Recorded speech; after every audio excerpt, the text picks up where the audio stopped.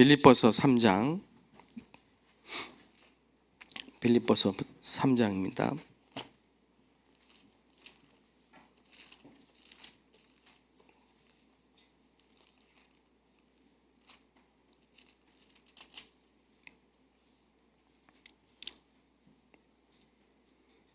(8절부터 21절까지) 읽겠습니다. 8절부터 21절까지. 또한 모든 것을 해로 여김은 내 주 그리스도 예수를 아는 지식이 가장 고상하기 때문이라. 내가 그를 위하여 모든 것을 잃어버리고 배설물로 여김은 그리스도를 얻고 그 안에서 발견되려 함이니, 내가 가진 의는 율법에서 난 것이 아니요 오직 그리스도를 믿음으로 말미암은 것이니 곧 믿음으로 하나님께로부터 난 의라.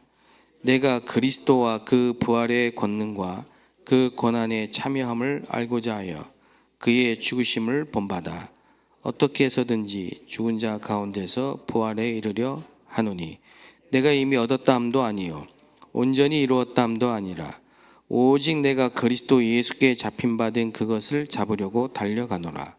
형제들아, 나는 아직 내가 잡은 줄로 여기지 아니하고 오직 한 일, 즉 뒤에 있는 것은 잊어버리고 앞에 있는 것을 잡으려고 폿대를 향하여 그리스도 예수 안에서 하나님이 위에서 부르신 부름의 상을 위하여 달려가노라.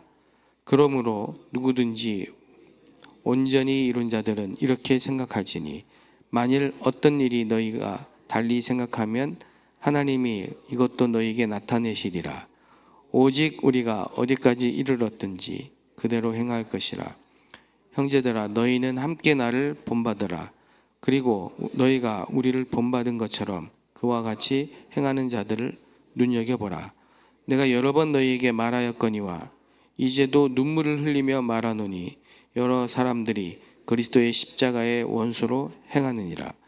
그들의 마침은 멸망이요 그들의 신은 배요 그 영광은 그들의 부끄러움에 있고 땅의 일을 생각하는지라. 그러나 우리의 시민권은 하늘에 있는지라. 거기로부터 구원하는 자 곧 주 예수 그리스도를 기다리노니, 그는 만물을 자기에게 복종하게 하실 수 있는 자의 역사로 우리의 낮은 몸을 자기 영광의 몸의 형체와 같이 변하게 하시리라.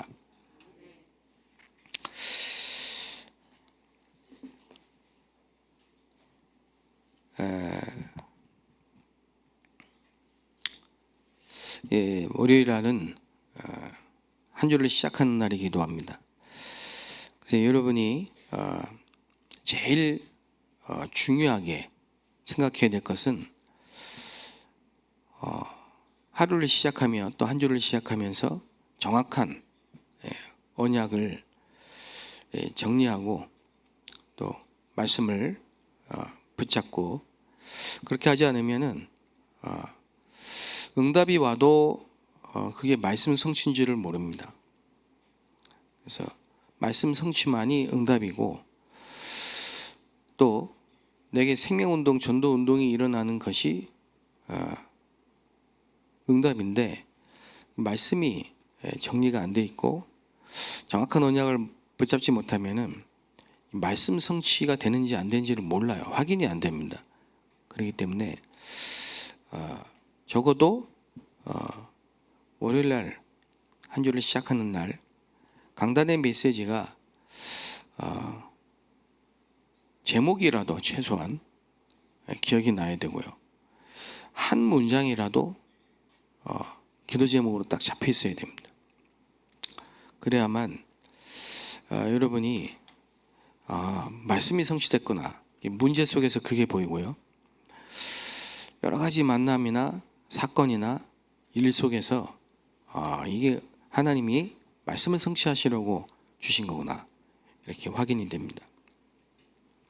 그래서 일부 메시지 제목이 파수꾼의 사명을 먼저 회복해야 제목입니다. 그래서 파수꾼의 언약을 붙잡으라. 그러면 하나님, 파수꾼의 언약을 붙잡게 하옵소서. 이러면 돼요. 어려운 게 전혀 아닙니다. 파수꾼이 뭐냐? 파수꾼은 종일 종이야. 그게 중요합니다. 여호와로 쉬지 못하게 하라 이 말. 파수꾼의 가장 중요한 24입니다. 24. 파수꾼은 말 그대로 뜻이 지키는 자입니다. 그래서 저와 여러분이 여러분과 저와 모든 현장에 파수꾼으로 하나님 부르셨기 때문에 언약부터 딱 붙잡아야 됩니다. 언약을. 그럼 믿음이 파수꾼이 믿어야 될 중요한 믿음을 이사야 선지자가 이사야서에 기록을 해놨어요.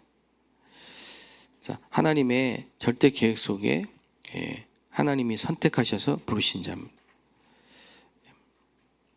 그리고 이사야 7장 14절에 임마누엘, 절대 언약입니다. 이사야 40장 여호와의 말씀은 영영이 서고 여호와를 앙망하는 자는 새 힘을 주실 것이다. 그러면 43장에 새 일을 행하실 것이다. 바다에 첩경을 광야에 길을 내시고요. 이사야 60장에는 그래서 일어나 빛을 발하면 된다. 지난주에 말씀하셨죠. 일어나 빛을 발하면 어떤 일이 벌어집니까? 후대가 치유되고 경제가 치유되고 나라가 살고. 이사야 62장 이번 주 말씀이죠. 파수꾼. 그래서 대로를 수축해라 그랬습니다. 왜냐? 가야 되니까요. 여정을. 길을 만들어야 될 거 아닙니까? 대로를 수축해라. 그래서 보좌의 7 여정 다시 한번 언약을 붙잡고 그 다음에 우리가 뭡니까? 만민을 향해 길을 들라. 이 말은 237 5천 종족 TCK, CCK, NCK 그게 우리와 맞아야 됩니다. 그게 맞아야 됩니다. 그래서 만민을 위해 길을 들라. 그러면 이 속에서 내가 붙잡을 언약이 뭔가 그걸 생각하는 게 묵상입니다. 그래서 계속 질문하고 말씀 앞에서 하나님 앞에 기도하면 이게 이제 점점 또렷하게 선명하게 보인단 말이죠. 이번 주에 하나님이 이걸 기도 제목으로 주셨구나. 이게 딱 보인단 말이죠. 그럼 그거는 무조건 성취됩니다. 그 말씀은 실천하거나 말씀을 지키는 게 아니고 뭐죠? 말씀은 언약으로 붙잡고 기도하면 성취됩니다. 그래서 파수꾼 사명을 먼저 회복해야 된다. 2부 메시지가 스데반의 현장 메시지였습니다. 스데반은 초대교회 7 집사 중에 하나죠. 근데 스데반의 설교 이제 이렇게 말을 하는데요. 7장에 2절부터 쭉 50절까지 아브라함부터 족장, 모세, 광야, 성막, 다윗, 솔로몬, 성전 쭉 얘기를 합니다. 그래서 이제 그 내용들을 한번 여러분이 읽어보셨는지 모르겠습니다만은 보시면요. 굉장히 성경의 흐름을 정확하게 알고 있다. 그래서 지혜가 충만하다. 그런데 사도행전 2장에 베드로가 다락방에서 했던 메시지와 비교를 해보면은 복음이 없어요. 스데반의 메시지를 설교를 쭉 보면요.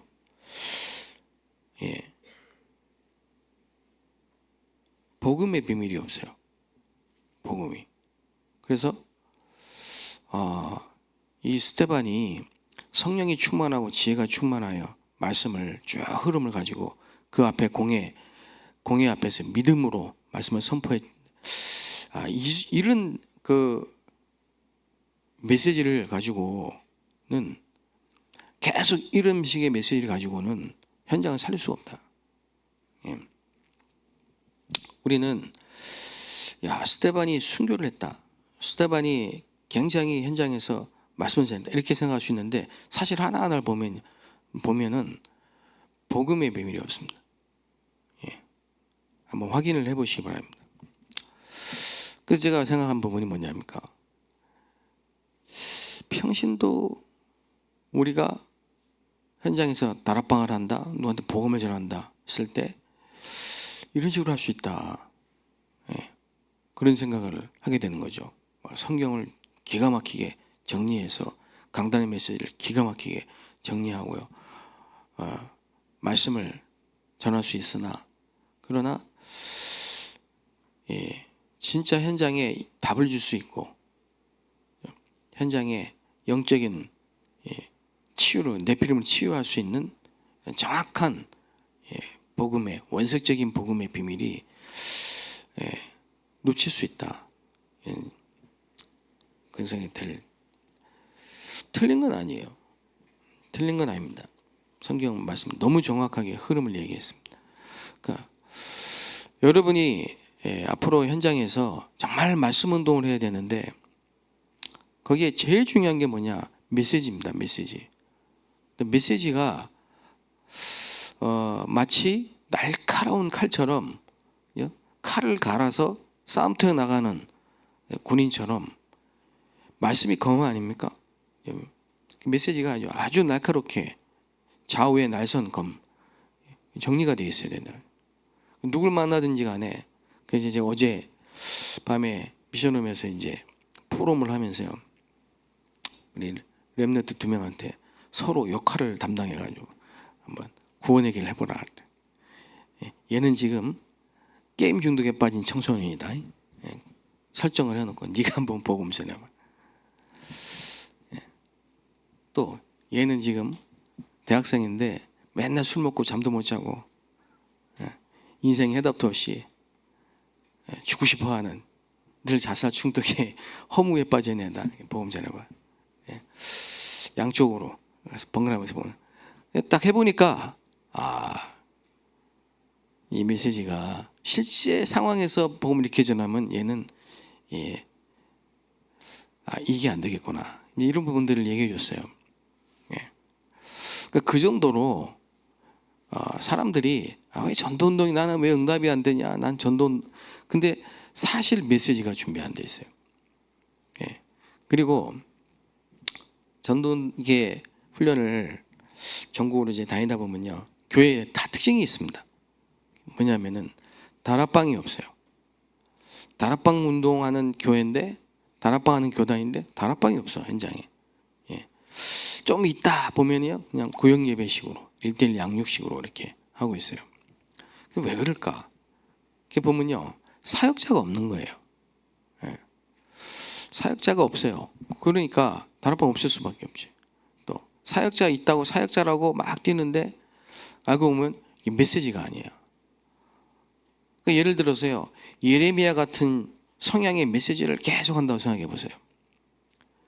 세례 요한 같은 메시지를 계속 한단 말이에요. 무슨 말이냐면요, 굉장히 율법주의적인 메시지, 굉장히 신비주의적인 메시지, 굉장히 박애주의적인 메시지. 뭔가 복음은 복음인데 훈련 메시지, 핵심 메시지, 집회 메시지 섞어 있는데 사실 내용은 굉장히 율법주의적인 메시지. 끝에 가서 꼭 해라, 이렇게 해라, 이런 식으로 끝난다든지. 뭔가 추상적이고 막연한데 하나님 음성을 듣는데 말씀을 놓치고 굉장히 뭔가 이렇게 신비주의적이라든지. 어떤 분은 깜짝 놀라는 게요, 다락방에서 수십 년 훈련받은 분들인데 꿈 얘기를 자꾸 하는 겁니다. 꿈 얘기. 꿈을 꿨는데 어쨌든 꿈이 뒤숭숭하다든지 어제 이런 사람이죠. 그래서 이런 부분은 좀 점검을 해봐요. 왜냐하면 우리는 이제 진짜 전도 운동을 해야 되기 때문에요. 그렇습니다.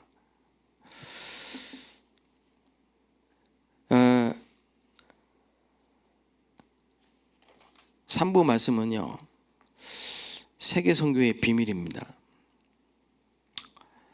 파수꾼의 사명에 대해서 말씀을 하셨고요. 오직의 망대, 유일성의 여정, 재창조의 이정표. 그랬습니다. 그럼 우리가 오직, 유일성, 재창조인데 오직이 발견돼야 됩니다. 그게 나를 300% 만드는 겁니다. 그리고 미리 소유해야 됩니다. 현장 300%. 또 재창조에 도전을 해야 됩니다. 미래 300%입니다. 거기에 대한 내용을 말씀하셨죠. 오직은 그리스도, 하나님의 나라, 성령 충만. 유일성의 여정 어떻게 갑니까? 현장 300% 뭡니까? 완전히 성령 인도 받아야 됩니다. 완전히 성령의 역사하셔야 됩니다. 그리고 총독, 지속할 열매가 딱 남아요. 제자죠. 그래서 오늘부터 3일 동안 대학선교회에서 안산에 와서 237 대학 캠프를 한답니다. 한번 제가 참석은 해볼 겁니다. 근데 캠프에 가장 중요한 3캠프 이걸 놓치고 우리가 그냥 막 나갈 수가 있거든요. 미리 소유를 해야 된다.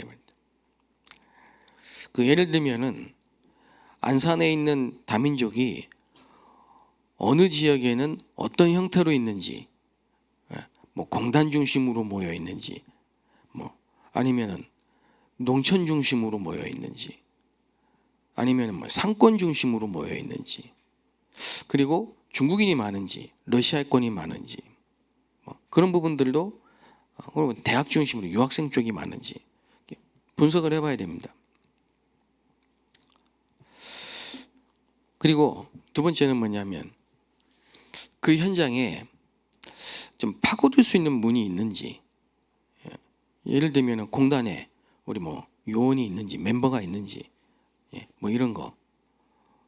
대학이라면요, 대학에 교수가 있는지 학생이 있는지 복음 가진 자가 있는지.